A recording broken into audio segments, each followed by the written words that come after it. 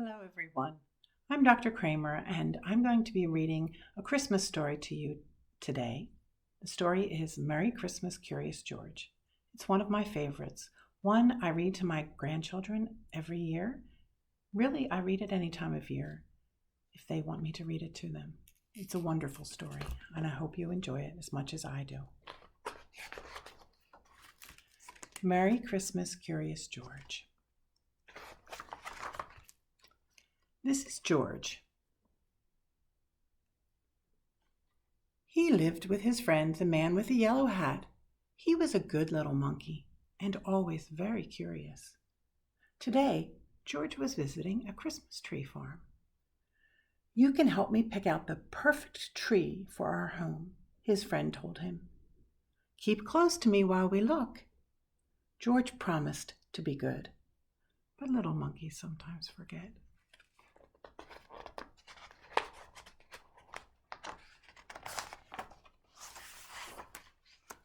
The Christmas tree farm had more trees than George had ever seen.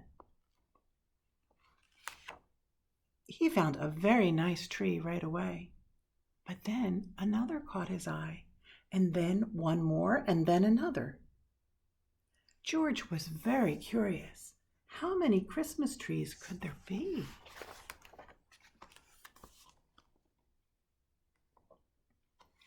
George could not resist climbing up the tallest tree to get a better view. He looked for the man with the yellow hat, but his friend was nowhere in sight. Two men tromped into the clearing. "There's our tree," one man told the other. The men cut down the tree and loaded it onto a truck. Along with George. George held on tightly. He saw the man with the yellow hat as the truck drove away, but the truck was going too fast. George could not jump off. He was scared, but a little curious. Soon the truck stopped in front of a hospital. George peeked out of the branches as the men carried the tree inside. The hospital was a busy place. George jumped out of the tree. There were lots here to do and see. He looked at some interesting pictures. He found a jacket and tried it on. He played on a trampoline. He even went for a ride on a speedy little cart. What fun! Then George spotted something very interesting. His tree.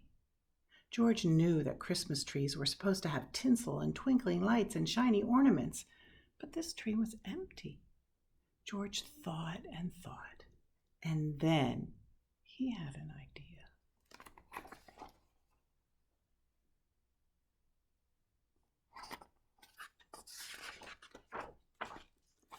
George noticed a pile of gifts in the corner of the room.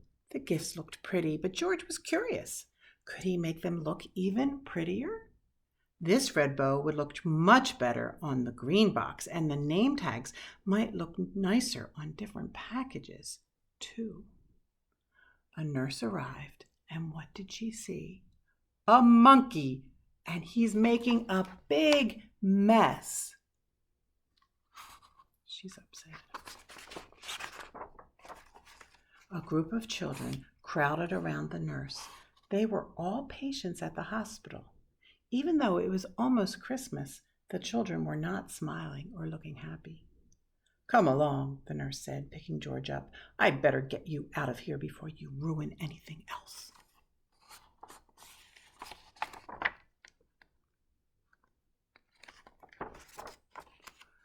A girl with a cast stared at George's tree. Suddenly she giggled. "Look," she said, "it's my X-ray." A boy laughed. "And there's the balloon from my room." All the children started chattering and laughing as they looked at George's funny decorations.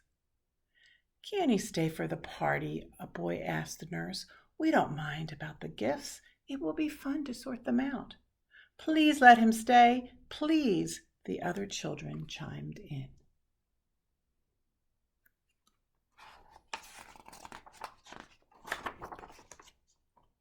When she saw how happy the children looked, the nurse looked happier too.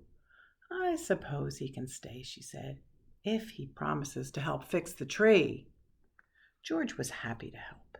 The children helped too. Some of them returned George's decorations, while others handed George the real ornaments. He scampered up and down, stringing the lights and hanging tinsel. Being a monkey, he was good at that sort of thing. He was also good at making the children laugh.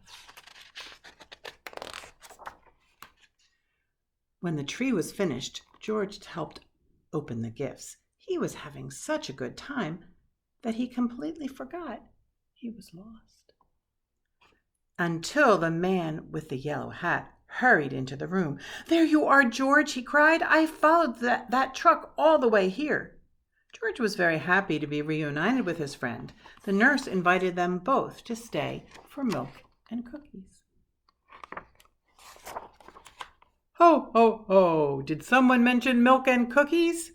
A man in a red suit walked into the room, his belly jiggling. He was holding a beautiful golden star. George's eyes widened. It was Santa Claus. "Who would like to put the star on top of the tree?" Santa asked. "George, George!" the children cried at once. "Let George do it." George scurried up the tree one last time. He put the golden star in place carefully. "Merry Christmas, Curious George." What a nice story. George is quite a little monkey. He gets himself in trouble, but he also learns to make the world a better place. Merry Christmas, everyone. Have a wonderful holiday.